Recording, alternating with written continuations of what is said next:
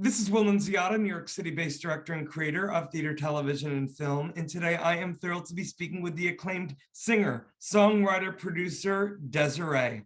But before we get to our interview, here's a sneak peek at her incredible talent with her original song, Love You Until I Hate You. White dress in the afternoon, baby, it was always you. Drink a little like I have the blues, and I stay back. Give away a million tears. Thought about how my mama did, so I got a little heart and soul. Love to turn my pain to gold.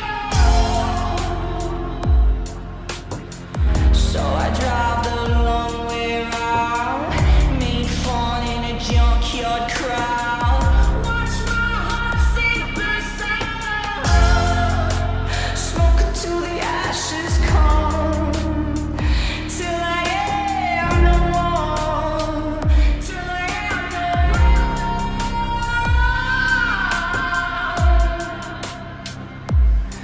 His intentions, don't you mention my time in the blame. Well, hello, DZIRE, how are you?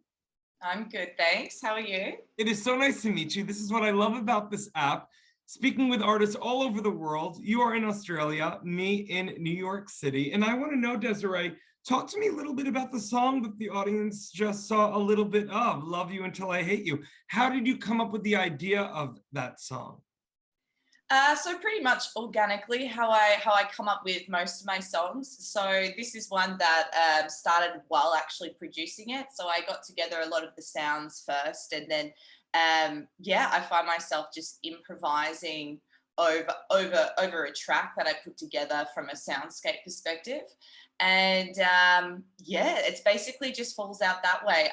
I'll pretty much freestyle over a sound, and then yeah, I'll go back with a fine-tooth comb and just sort of change tiny little bits. But I'm pretty good when it comes to just I guess rocking it off the dome, like just getting it out in a piece and then slightly adjusting it until I get, you know, the final idea, and then I just re-sing it. So it usually takes me maybe two takes to sort of come up and yeah, finalize a song.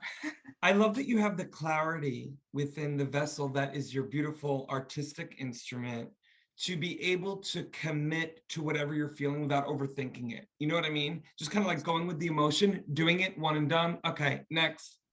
Yeah, that's essentially how I do it. I think the opposite. If you find yourself stuck on something too long, it's kind of like, no, it's not working. Do you know what I mean? The ones that work the best is when it just falls out.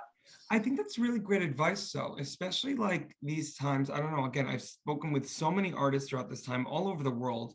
And if there's anything that I feel like is a common thread with artists, is that they've all been able to everyone's been able to just take the time to be still and really kind of pinpoint what makes them tick. And I'm curious to know, for you, DZIRE, throughout this time, how have you been able to keep your creative juices flowing throughout this time?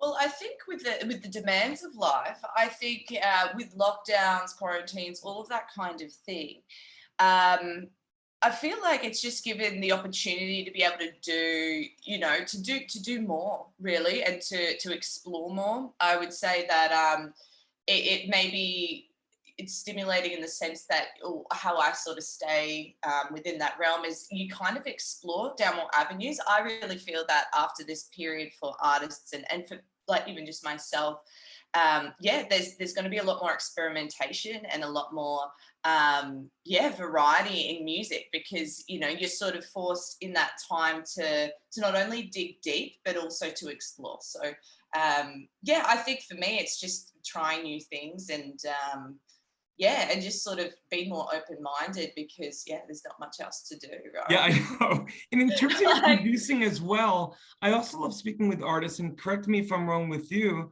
but I'm sure this has been also a time for you to fine-tune those tools as a producer. you know, because as artists, we couldn't rely on going into a studio. We've had to become our own studio. So how has this time for you been an opportunity? You using it as an opportunity Yeah. to tune those skills as a producer? Yeah, absolutely. So I think, yeah, it's great. Like I've definitely used the time and utilized the time to just be able to, yeah, again, explore. Do you know what I mean? Because I think with producing, that's you know what helps a lot is being able to have the time and the ability to try different things. So yeah, look, at the end of the day, it's just been time, and yeah, when you apply sort of time, effort, and you know, creativity, just you know, coming at things from a different perspective, like you're going to have some sort of result, so to speak. So Absolutely. yeah, so look, all round, it's been really good, and it's very much over since COVID really started is where I've actually fermented, I would say, more so in producing, because it's just resourcefulness. You know, with adversity, you've got no opportunity but to sort of try overcome certain adversities. So it's probably, yeah, given me more of an opportunity rather than thinking, oh, I can go and see someone who's a producer. It's kind of like, no, you can't. So this is a skill set you have to sort of, yeah, definitely learn. And do you feel like those, we as artists, like, I don't want to say this, I want to be sensitive to the time we're living in, but it's like, we're used to adversity. We're used to being faced with challenges and saying, okay, how do I turn that no into a yes? How do I look at that obstacle as an opportunity? Did you find that even more so than ever was an opportunity for you to make that choice and look for the possibility? Absolutely, absolutely. I mean, I'm somebody who very much I write songs about, I guess, painful things in life. You know what I mean? And even in a positive song, it's kind of like it's about, you know, the after of something that was quite difficult. So within the circumstances, I think, yeah, this is how I know how to respond to things in life and how to deal with things. So definitely the adversity of it. It was, yeah, it completely fuels it and is part of the creativity. And I guess that's going to be the beautiful aftermath of it all. Absolutely. Well, let's look at, I'm so excited to finally be meeting you, DZIRE. I want to let the audience know, for more on the amazing DZIRE, please go to the links below. You can read and listen more about her. DZIRE, final question for you. What are you most looking forward to in 2022? Any new music we can be expecting sooner rather than later? Yes, so 2022, I've done a sort of a concept EP, which is at the start, which I've released one single called Gun Love.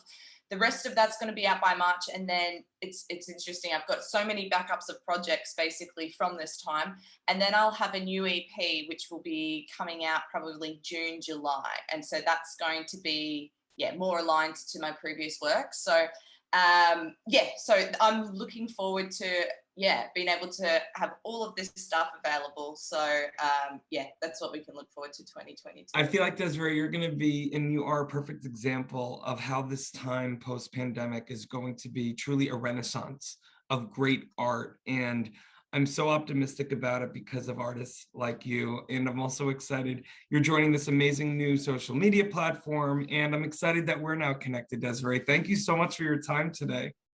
Thank you. It was lovely to meet you. You too.